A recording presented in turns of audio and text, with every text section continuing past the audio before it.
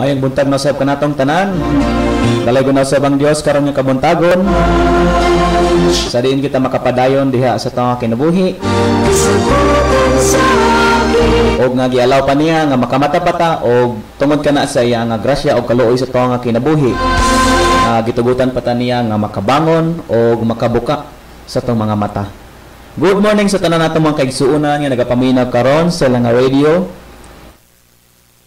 Og bisan pa man sa tang mga online friends.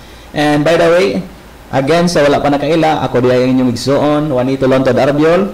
And sa tanan natong mga Facebook friends, good morning kaninyong tanan og sa tang mga radio listeners and for our listeners, sa tanan ninyong mga greetings. And our text line is 0948-420-7130. And again, no? Ito ang text line, 0948-420-7130. You can text your greetings or any concern. And this morning, and we are privileged, no? Nga again, gibless ta sa Ginoo o bag-o na pod nga adlaw, brand new. O karon isgutan nato kani things we need to know if we want to follow the Lord. Again, no? Karon nga buntag isgutan nato ang mga pipila nga mga butang nga dapat kabalo kita, ready kita, prepared kita if naatay desire as a Christian to follow the Lord Jesus Christ. And before kita magapadayon nyo to sa unahan, magatugyan sa kita, mag-aampo di asa ito nga buhay nga Diyos, mag-aampo kita. Kabing balaan, nagamahanan na mo nga Diyos, kanimo o Diyos, nagapasalamat kami this morning, Ginoo. Salamat Amahan sa imong pag-alaw, nga kami Amahan, matapa, Lord. Kani Ginoo nga pribilehiyo, o dili tanang tao Ginoo, gihatagan nimo upon we are so blessed, Father, because you are so gracious and merciful sa mong kinabuhi Amahan. You are so good, Ginoo, despite sa realidad Amahan. Oftentimes sa mong kinabuhi, we displeased you, but still Ginoo ang imong grasya nagka-abound, Lord God. Forgive us Ginoo sa mong makalapasan. Hinluoy kami Ginoo pinaagi sa dugo ni Ginoong Jesucristo, o bisan pa man Amahan sa mga pagpadayon karon o Dios, o bani kami Ginoo. Father, you know me Ginoo, I am weak Ginoo, wala ko'y value. Upon Lord, I pray that you will bless me and use me Ginoo nga ang imong pulong karon Ginoo masabtan, masaysay, o at the same time Ginoo in a simplest way masabtan kini sa mga nagapaminaw karon. I-bless kini Ginoo ang among pagtuon karon. This we pray in Jesus name. Amen. Things we need to know if we want to follow the Lord. Now, in Luke chapter 14 down to verse 25 down to verse 32, mao kini ang atong paghisgutan karon. And verse 25, the Bible said in King James Version, "And there went great multitude went him, and he turned and said unto them, If any man come to me and hate not his father and mother and wife and children and brethren and sisters, yea, and his own life also, he cannot be my disciple. And whosoever doth not bear his cross and come after me cannot be my disciple. For which of you intending to build a tower sitteth not down first and counteth the cost, whether he have sufficient to finish it? Verse 29, lest haply, after he hath laid the foundation and is not able to finish it, all that behold it begin to mock him. Verse 30, saying, This man began to build and was not able to finish. Or what king going to make war against another king sitteth not down first and consulteth whether he be able with 10,000 to meet him that cometh against him with 20,000. And lastly, verse 32, Or else, while the other is yet a great way off, he sendeth an ambassage and desireth conditions of peace. Things we need to know if we want to follow the Lord.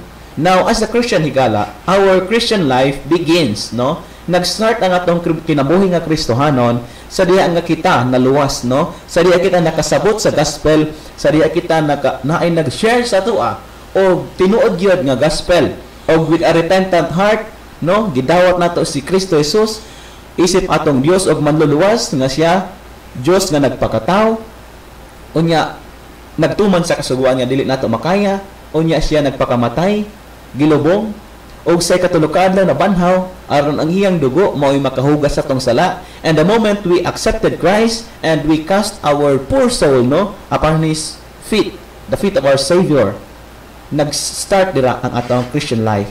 And as a Christian, we ought to follow the Lord, we ought to be a follower of Christ, mao kana ang gusto sa Ginoo sa matag Kristohanon. And sa pag-follow nato kay Jesus Christ, nganong daghang mga tao ang wala man nakalahutay, wala man nakapadayon because maybe wala sila na aware sa cost, And that's why this morning we will discuss things we need to know if we want to follow the Lord. Now, the question higala karon this morning, are you willing to follow the Lord? Willing ba ka? Gusto ba ka? Nag-desire ba ka nga mosunod sa Ginoo? Then, I encourage you to stay tuned o paminawag maayo, lend me your ear because there are things we need to know if we want to follow the Lord. Number 1, you must know to carry the cross. Gusto ba ka mo follow kay Jesus Christ? Gusto ba ka mo sunod kaniya? Mo follow sa iyang steps? Now, you and I must know to carry the cross. Now, in verse 27, mao kini nga itong mabasa, and whosoever doth not bear his cross and come after me cannot be my disciple. Higala, ingon si Jesus Christ, kung dili nato kaya pasanon or dili ta mo pasan sa cross, and dili ta mo sunod sa iyaha, mo upan sa iyaha, dili ta pwede, dili ta qualified, maging disciple. Now, I can still remember, when before ko na baptize, maugid ni ang passage nga gitudlo sa mo as among senior pastor, nga before mi niya ato na time di na ko malimtan, before ko niya or before mi niya gibaptize, gi-present niya ni nga passage sa amo nga mao ni ang cost kung mo-follow ka kay Jesus. And ingon pa dito sa amo nga baptismal class, ingon siya dito is salvation is free but following Christ is costly. Now, libre ang kaluwasan, pero ang pagsunod kang Jesus Christ, naa na siya cost. Amo na ingon siya diri, we have to bear our cross and come after Jesus. Nga naman, pag dili ta mo pasan sa cross, dili ta qualified, ingon si Jesus Christ, dili ta pwede mahimo niya nga disipulo, dili ta pwede mahimo niya nga follower. And now, hisgutan nato unsa man ning cross diri nga gisekyutan ni Jesus Christ. Literal ba kahaani nga cross nga maghimo gyud tag cross, magpanday gyud tag cross unya atawagin ning pasanon? No, dili pod kana mao gipasabot ni Jesus Christ. The cross here is referring to the cross of being a Christian. You know what higala, whether you accept it or not.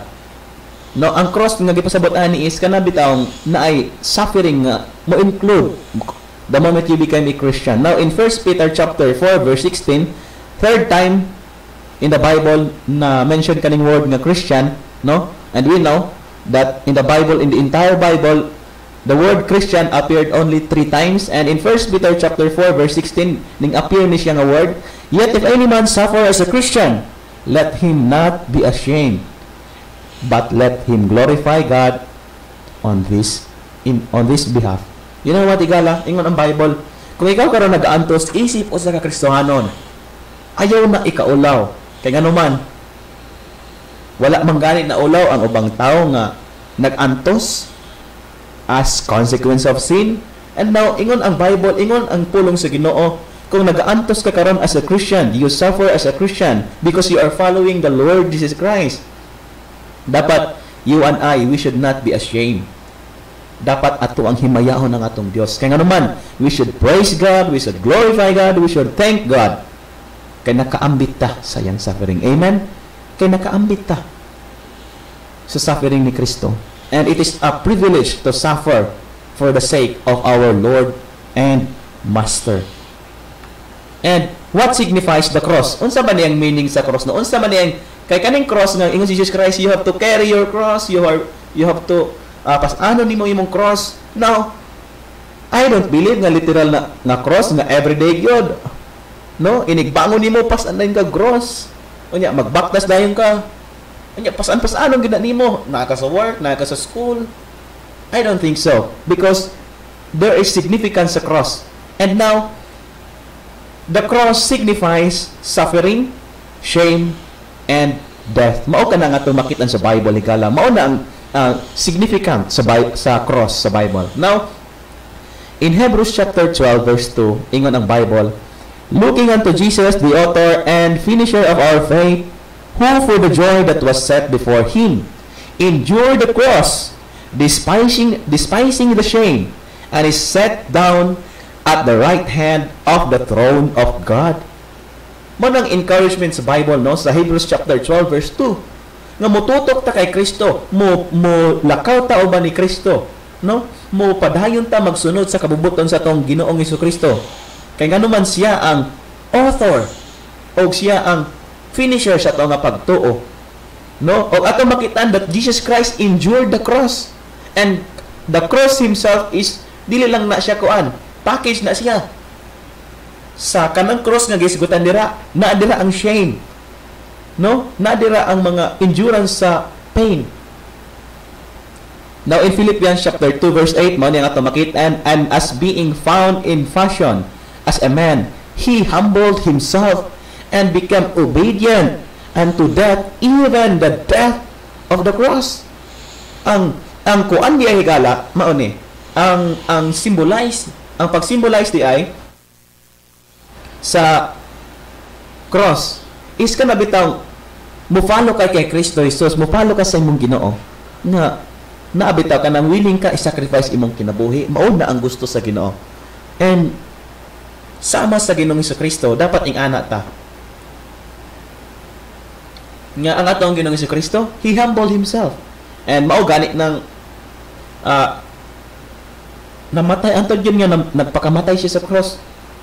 He humbled down himself. Mao na, and we ought to be like Jesus, no? Nga grabe ka humble, grabe. And now what signifies the cross? Di lamang suffering, shame, and death, but number 2, it signifies service and dedication. Kana bitaw mo follow ka kay Jesus Christ nga dedicated jud ka, no? Committed jud ka mo follow sa imong God, mo follow sa imong master. And mo na siya ang significance sa cross. Matthew 20 verse 28, even as the Son of Man came not to be ministered unto, but to minister, and to give his life a ransom for many. Now, what signifies the cross? It signifies also salvation and deliverance, no? Nag-signify ka na sa work ni Jesus Christ sa cross, nga without that work, no, without that cross, no, without that suffering nga giantos ni Jesus Christ, you and I will end up burned in hell. Higala tungod niya ng suffering ni Jesus Christ, naluwas ta sa interno. And I praise the Lord niya na, and I am so grateful, and I hope ikaw po higala grateful ka nga naluwas na ka diya sa atong buhi nga Dios. Kay apart from the work of Christ, kung atong good works ang basihan, ang atong religion ang basihan, kung atong simbahan ang basihan, wala gyud ta, pakyas gyud ta. But praise God for the salvation and deliverance, and the cross has played a significant value niya, role niya na. In 1 Corinthians chapter 1 verse 18 mo ni ato makitaan, for the preaching of the cross is to them that perish foolishness, but unto us which are saved it is the power of God. Amen? Manang, kung nag-engage ka soul winning bitaw, makita ni mo higala nga ang mga tao wala gid sila ikuan, murag bidlian na sila sa gospel. Para sila foolishness na, binuang mana. Wali-wali mo, binuang mana. No? Binuang na. Yes, binuang na para sa mga tao nga padulong sa impyerno. Apan para sa tuwa nga naluwas na, apan para sa tuwa nga nakasabot sa gugma ni Kristo Jesus sa atong kinabuhi, mao kini ang gahom sa Dios. It is the power of God. In fact, mao kanang nakaingon si Apostle Paul sa Romans chapter 1 verse 16. No? For I am not ashamed of the gospel of Christ, for it is the power of God unto salvation to everyone that believeth, to the Jew first and also to the Greek. It is the power of God. Now, the greatest service that Jesus has ever done is when He gave His life on the cross as an offering of our sin. Mao kana siya ang pinakanindot tigala, no? Nga gibuhat ni Ginoong Kristo sa toa. Nga don't forget, kung wala si Jesus Christ, no? Wala gyud ta. Wala tayong mahimo igala. And praise the Lord, because even we are so unworthy, bisan dili man gyud ta worthy. Higala, dili man gyud ta worthy pakamatyan sa Ginoo. Why? Because we are sinful, we are wicked in the sight of God. But because of His grace, Jesus Christ did a greatest service. No? Greatest service. Kanus man niya gibuhat? That was the time when He gave His life on the cross as an offering for our sins. Higala, gipakamatyan ka ni Jesus Christ. Nagpakamatay siya para sa tuang sala aron kini mabayran ang punishment nini. And that is the greatest service of all time. Now, what kind of cross that we Christians should or need to carry? Unsa man nga klase nga cross, no? Now, nakasabta naman nato ang significance or ang significant, kung unsa ka significant ang cross. Now, unsa man nga klase nga cross ang ato nga dapat pas-anon. Now, number 1, the cross of denying self. Manay nga si Jesus Christ po. Every time, multiple passage of Bible in Jesus Christ, we need to deny yourself if you want to follow me. No? The cross of denying self.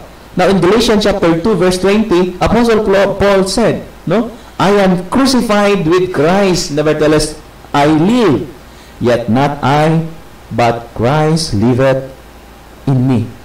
And the life which I now live in the flesh, I live by the faith of the Son of God, who loved me and gave Himself for me. Amen? Dapat, yung anak po no? Kanabitang makaingon ta nga, I am crucified with Christ. Kanabitang we have to deny ourselves. No? I-deny na nato nga, dili naman ko ang nagakinabuhi nini. No? I live. Masama ni Apostle Paul, ganing siya, ako nagakinabuhi. Apan dili ako, kundi si Kristo nga nagapuyo dinhi sa ako. Amen? Dapat, yung anak tawa, nga, i-appreciate na to, i-recognize na to ang presence sa tong Ginoo sa tong kinabuhi. And by this recognition, makatabang ni siya sa tong pagsunod sa tong Ginoong Jesucristo. And the life which I now live in the flesh, I live by the faith of the Son of God who loved me and gave Himself for me. What a wonderful, no?